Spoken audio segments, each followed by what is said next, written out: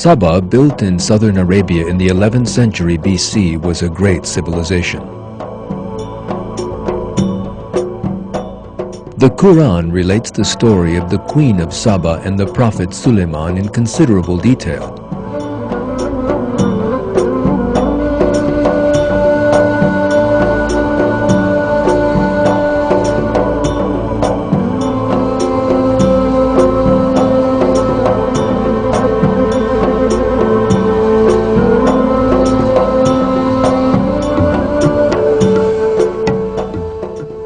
However, there is another story in the Quran regarding this people, who appear before us in a violent act of destruction. The oldest texts to refer to the people of Sabah are the annual war chronicles from the time of the Assyrian king Sargon II. According to these inscriptions, Sargon mentioned Sabah as one of the states that pays tribute to him. This record is the oldest text giving firm information about the state of Sabah.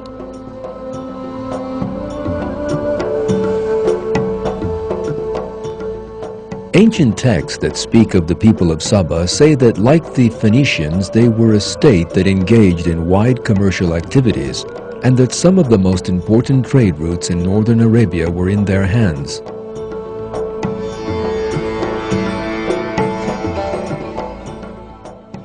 The Sabaeans were known in history as a civilized people. The inscriptions of the Sabaean rulers frequently speak of restoring, endowing, and building.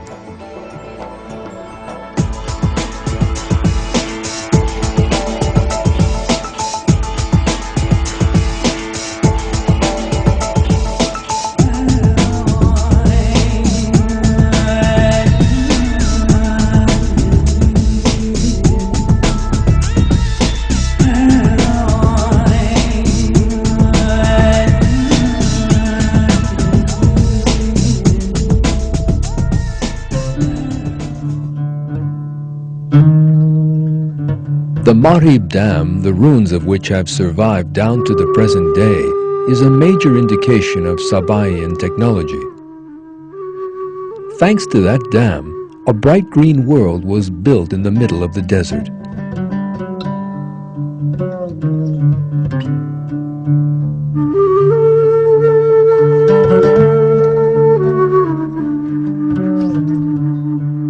The capital that benefited from the dam was Marib, which had grown wealthy because of its many geographical advantages.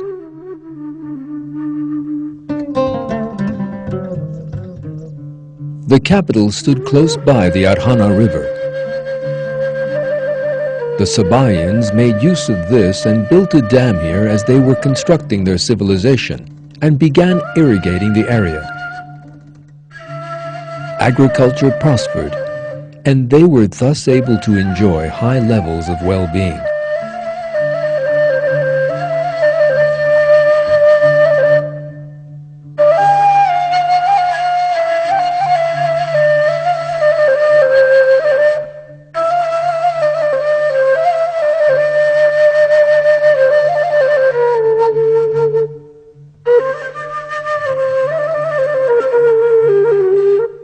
The capital, Marib, was one of the most beautiful cities of the time. The Greek writer Pliny, who traveled in the area and had great praise for this land, spoke in his works of the way it was all so verdant.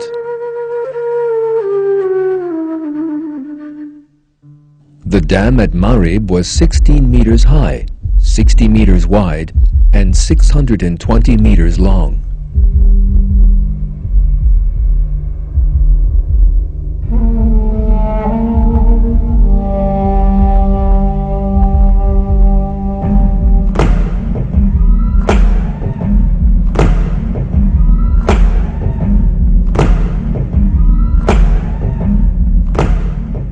Calculations have shown that the two wide plains on both sides of the city could be watered by means of it. These two plains are sometimes described on Sabaean inscriptions as Marib and the Twin Plains.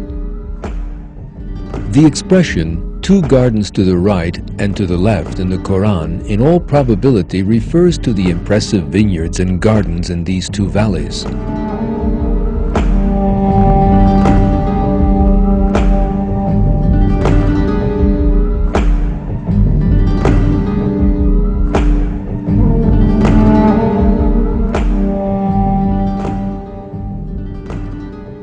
Thanks to the dam and its watering facilities, the region became famous as the best irrigated and most fertile in Yemen.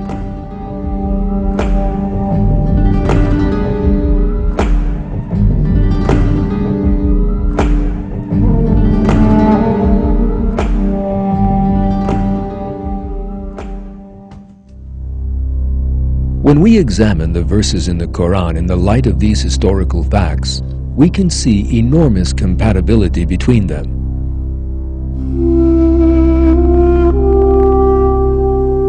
Archaeological discoveries and historical facts are totally compatible with what is written in the Quran. The people refused to heed the warnings of the Prophet who was sent to them and were ungrateful for the blessings of God, and were eventually punished with a terrible catastrophe.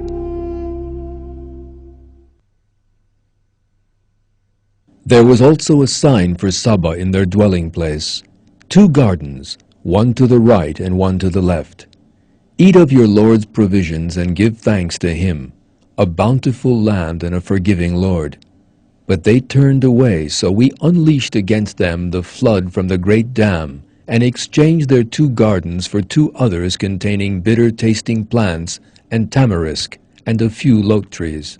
That is how we repaid them for their ingratitude. Are any but the ungrateful repaid like this?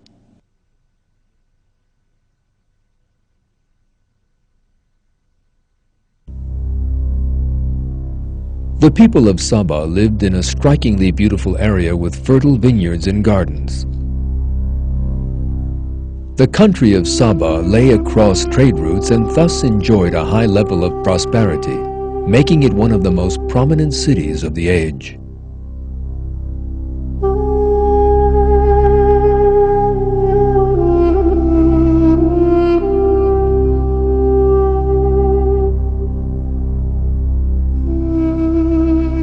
What the people of Saba needed to do under such agreeable conditions was to eat of the sustenance provided by their Lord and be grateful to Him.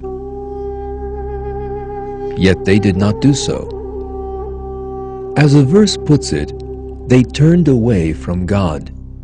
Their arrogance in their well-being caused them to lose it.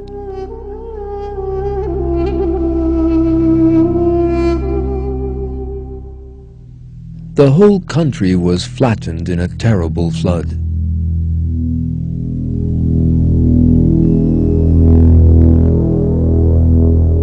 The vineyards and gardens of the people of Saba were suddenly left under the waters.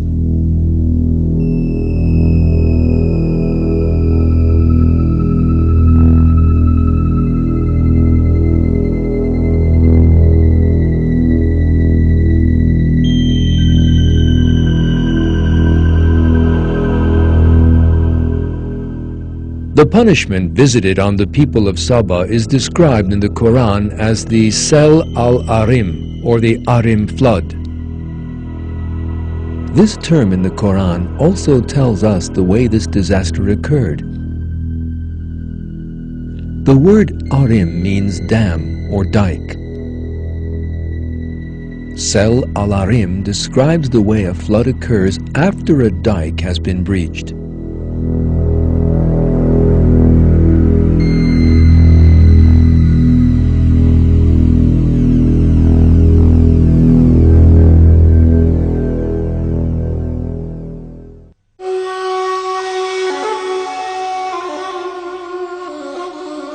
The Christian archaeologist Werner Keller agrees that the Arim flood came about in line with the description of the Quran. He writes,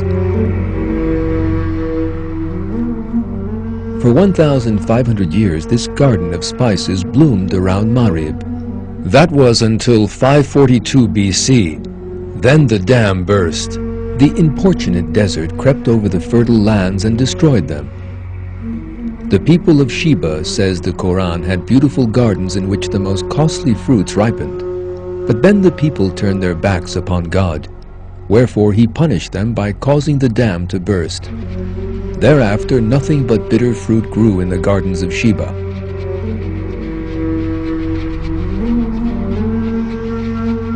The dam, that may be considered the most important source of the people of Saba's wealth and well-being, was also the means of that ungrateful people's destruction. After the disaster of the Arim flood, the area turned into a desert, and as the agricultural fields disappeared, the people of Saba lost their most important source of revenue.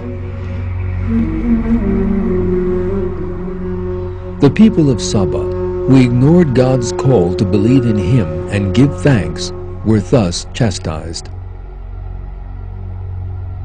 Following the terrible damage wreaked by the flood, the people of Saba began to fall apart.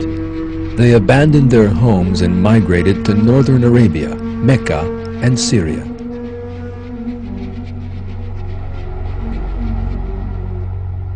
Marib, where the people of Saba had once dwelt, was now a desolate ruin, and is most definitely a warning to everyone who commits the same mistakes as the people of Saba.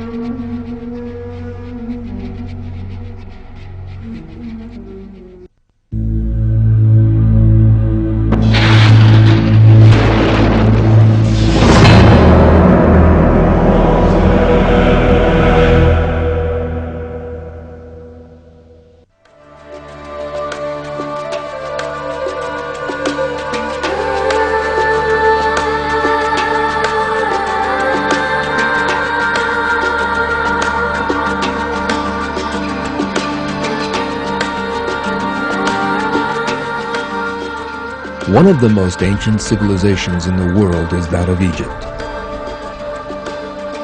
Their discovery of writing around the 3rd millennium BC, the use they made of the river Nile, and the way they defended themselves from attack all played a major role in allowing that civilization to advance.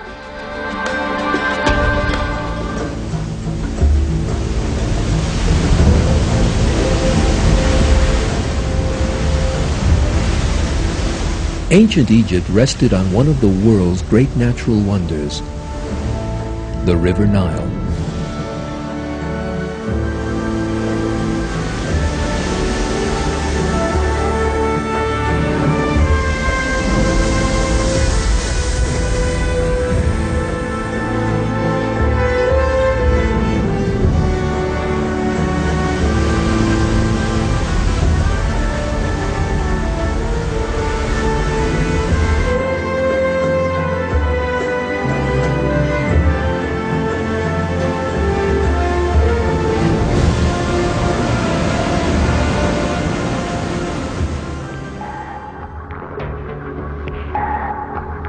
Thanks to the fertility of this river, which stretches from one end of the continent of Africa to the other, the Egyptians were able to engage in agriculture without having to depend on the rainy seasons.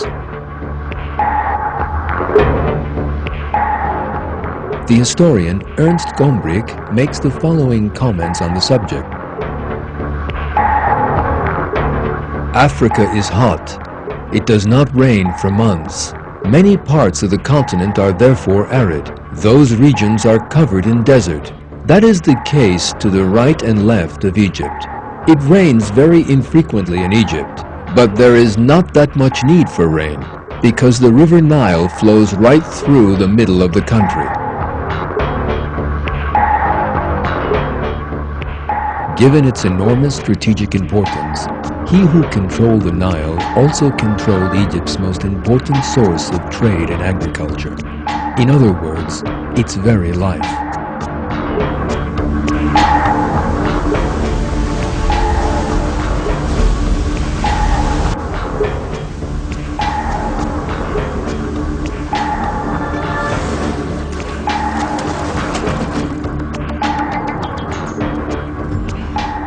Ancient Egyptian rulers built a mighty kingdom by that means. They would later come to be known as Pharaoh.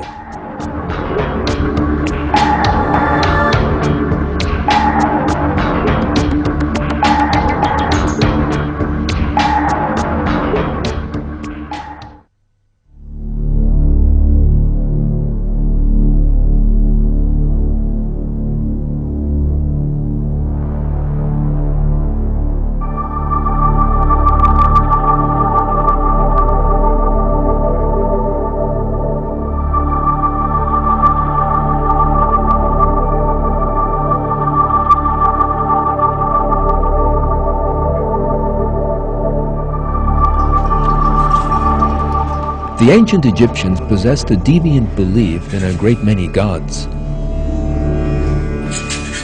They were fiercely devoted to that belief because of their terrible bigotry.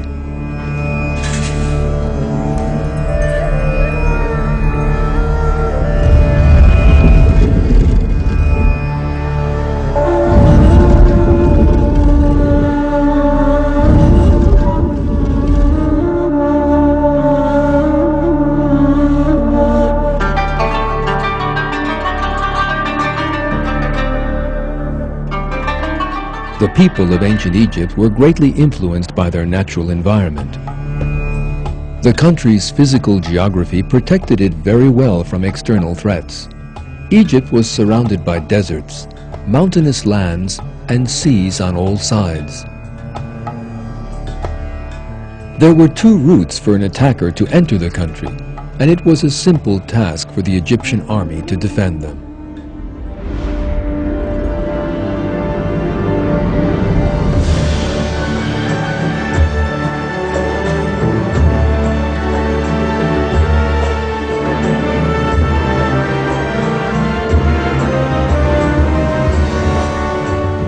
The Egyptians remained isolated from the external world thanks to these natural factors. Over the centuries, that separation turned into harsh bigotry. Closed to new developments and reform, they clung fiercely to their beliefs.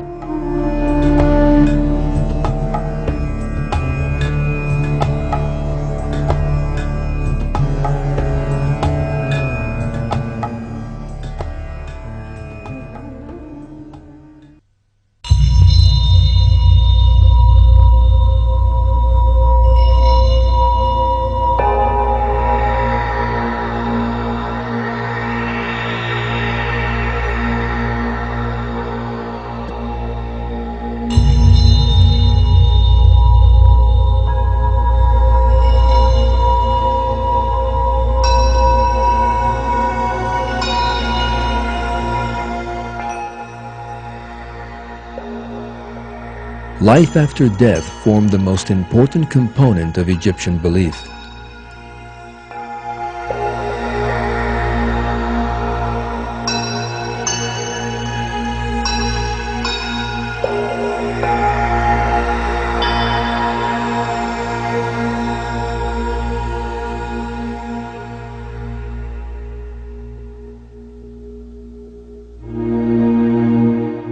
It was believed that the soul survived after the death of the body and that the soul of the deceased was held to account.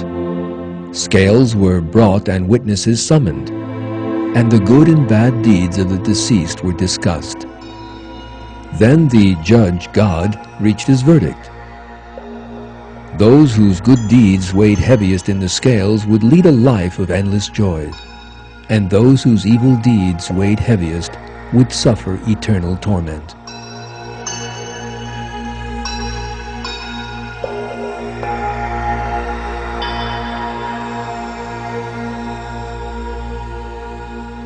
It is impossible not to see that the Egyptians' belief in the afterlife showed parallels with monotheistic belief and the true religion. This shows that ancient Egyptian civilization had once been part of the true religion and its revelation. That religion was later corrupted, however, and belief in one God turned into belief in many. We know that from time to time messengers were sent to warn people of the oneness of God and to serve Him.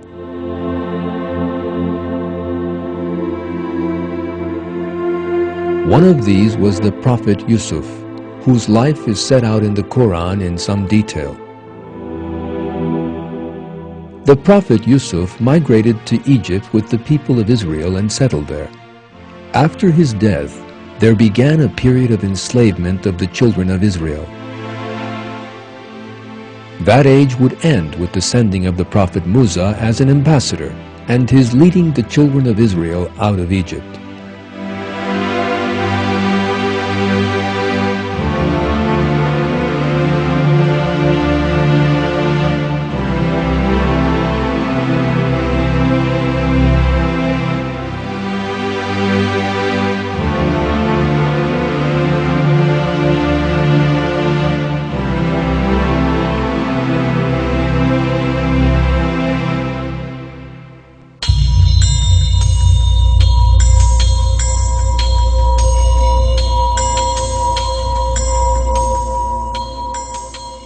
The pharaohs of Egypt were cruel, oppressive, warlike, and ruthless.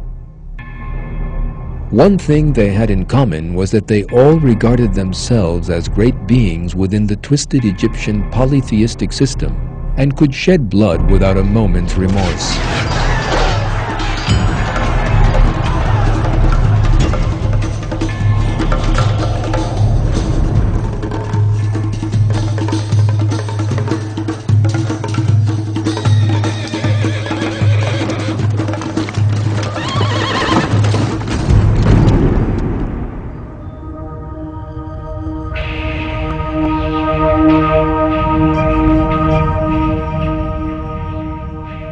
However, one pharaoh in Egyptian history was different to the others. That pharaoh maintained that there was but one creator. For that reason alone, he was subjected to terrible pressure by the priests of Amun and eventually killed. That pharaoh was Amenhotep IV, who rose to power at the beginning of the 14th century BC.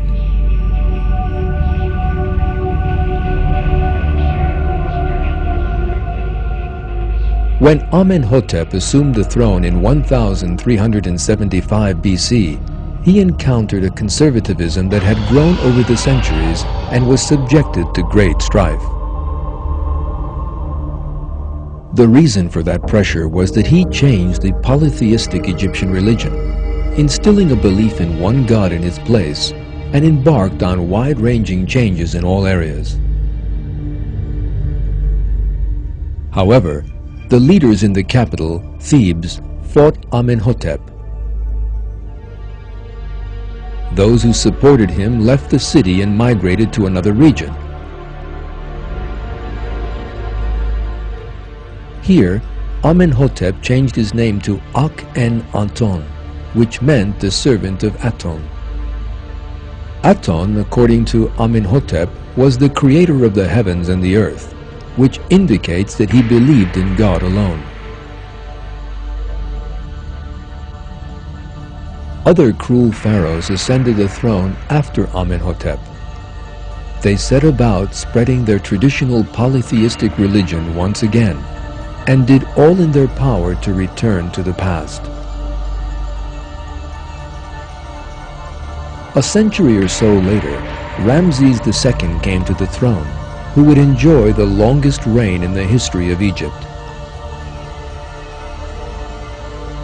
According to a great many historians, it was Ramses who opposed the children of Israel and struggled against the prophet Musa.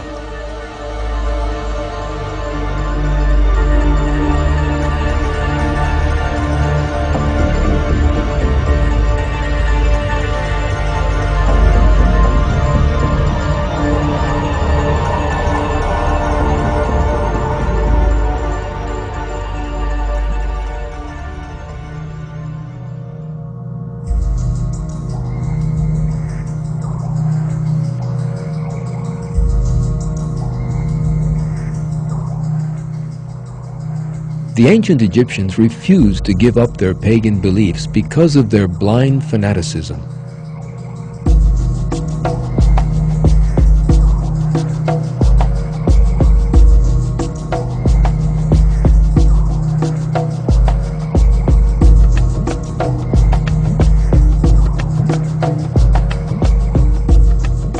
Messengers had come to warn them to believe in one God, but the people of Pharaoh had always returned to their old beliefs. Eventually, God sent the prophet Musa as his messenger at a time when the children of Israel had been enslaved. The prophet Musa was charged with both calling the Egyptians to the true religion and with guiding them to the true path by freeing them from slavery.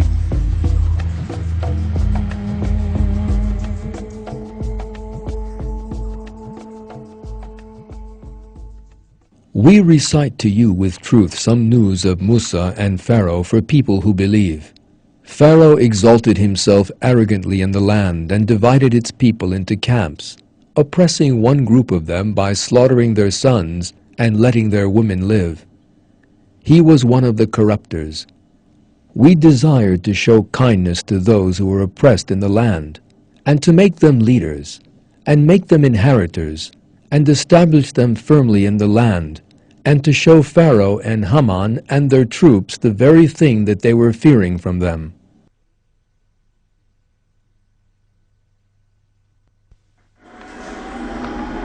In obedience to God's commandment, the prophet Musa and his brother Harun went to Pharaoh and told him of God's commands. What they wanted was for Pharaoh to cease oppressing the children of Israel and set them free.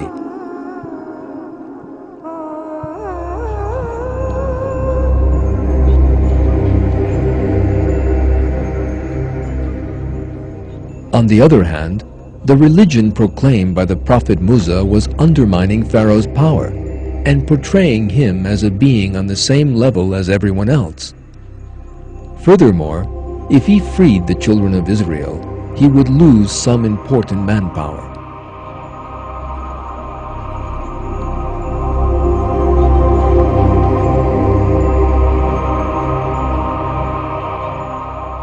For all these reasons, then, Pharaoh refused to listen to what the prophet Musa told him. He accused the prophet and his brother Harun of trying to disturb the established order and portrayed them as criminals. Leading members of the people of Pharaoh also refused to obey the prophet Musa and Harun. They refused to abide by the religion that had been revealed to them. They had no intention of abandoning the religion of their ancestors. At that point, God visited a number of disasters on their heads.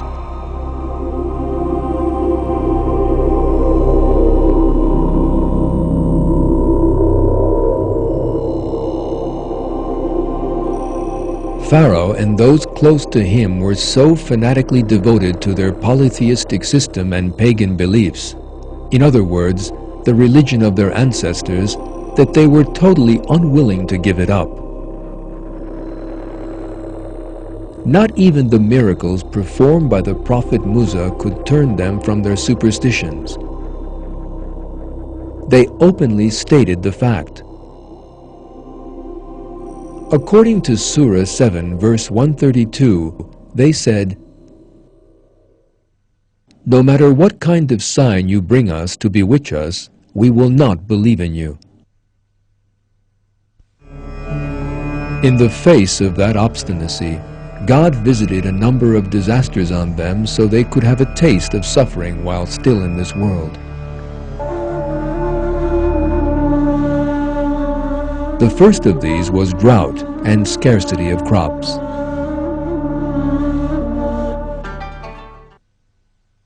We seized Pharaoh's people with years of drought and scarcity of fruits, so that hopefully they would pay heed.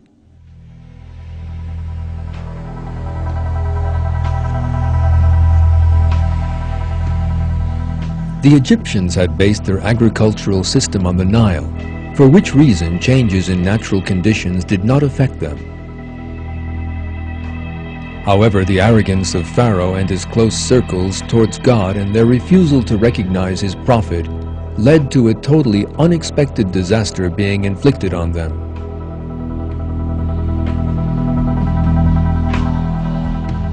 In all probability, water levels in the river Nile dropped enormously for various reasons, and the irrigation canals from the river were unable to carry enough water to the fields. Extreme heat led to crops drying up.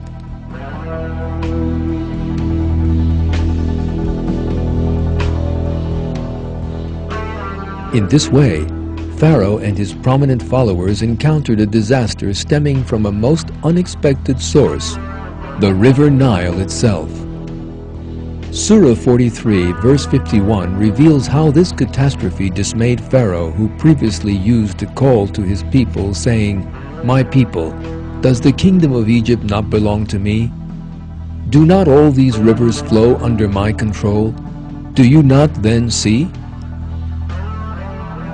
Yet that was not the end of their problems. In fact, it was only the beginning. A whole string of other disasters followed the drought and the failure of the crops. These consisted, as the Quran tells us, of floods, locusts, lice, frogs, and blood.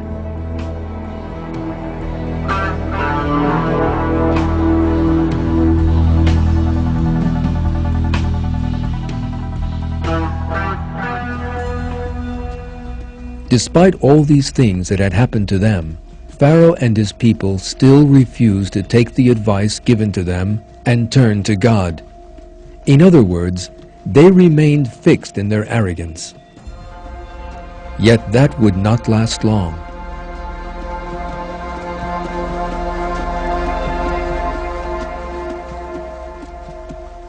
Since Pharaoh still refused to accept the might of God, despite everything that had happened, God told the prophet Musa to lead the children of Israel out of Egypt.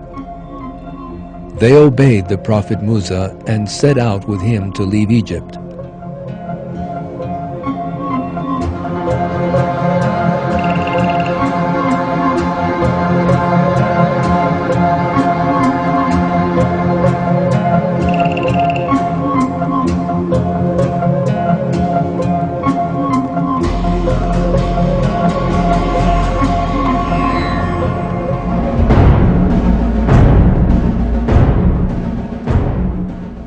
But Pharaoh could not accept their departure without his permission. He therefore gathered his army together and set out to follow the children of Israel.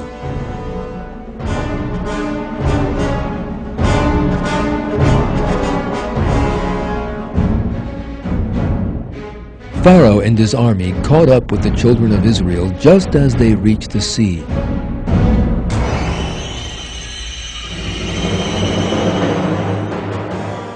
When the children of Israel saw this, some of them began to rise up against the prophet Musa.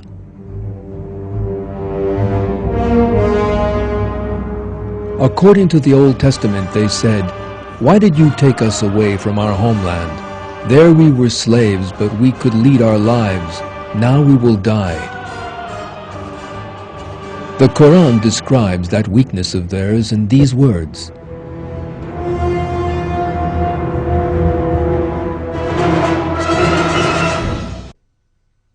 And when the two hosts came into sight of one another, Musa's companion said, "We will surely be overtaken."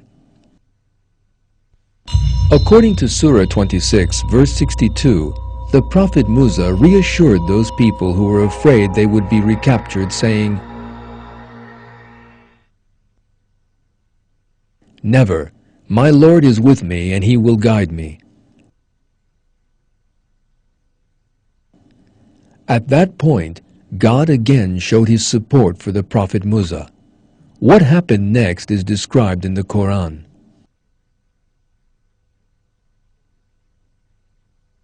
So we revealed to Musa, "Strike the sea with your staff," and it split in two, each part like a towering cliff. And we brought the others right up to it. We rescued Musa and all those who were with him. Then we drowned the rest. There is certainly a sign in that, yet most of them do not believe. Truly your Lord is the Almighty, the Most Merciful. Quran 26, 63 to 68.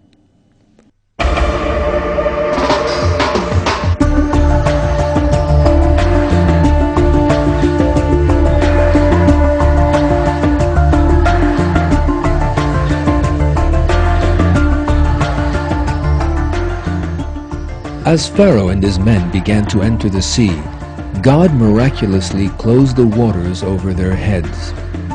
The Quran states that as Pharaoh realized that he was about to die, he stated that he believed in God.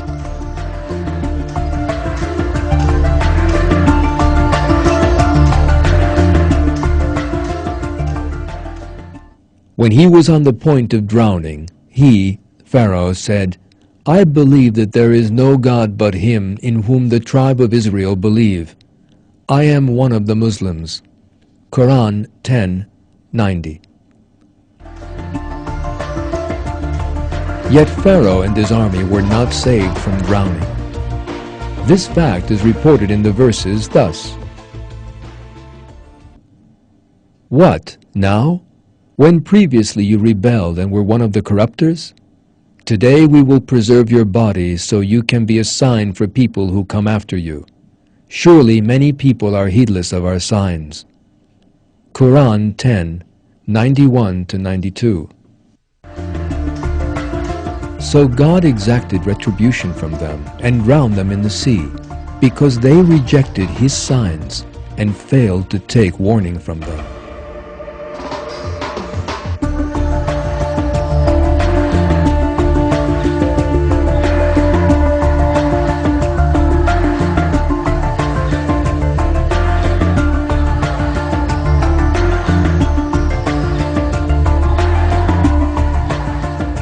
Following Pharaoh's violent death, the people of Israel set out for the land promised them by God. And we bequeathed to the people who had been oppressed the easternmost part of the land we had blessed, and its westernmost part as well. The most excellent word of your Lord was fulfilled for the tribe of Israel on account of their steadfastness.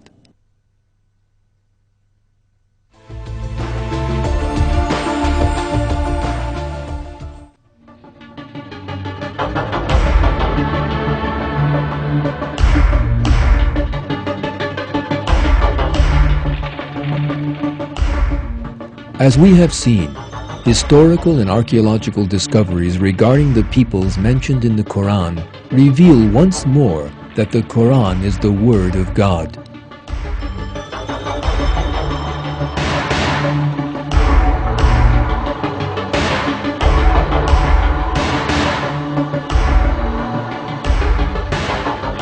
People must learn from what befell these peoples and look for means to draw closer to God.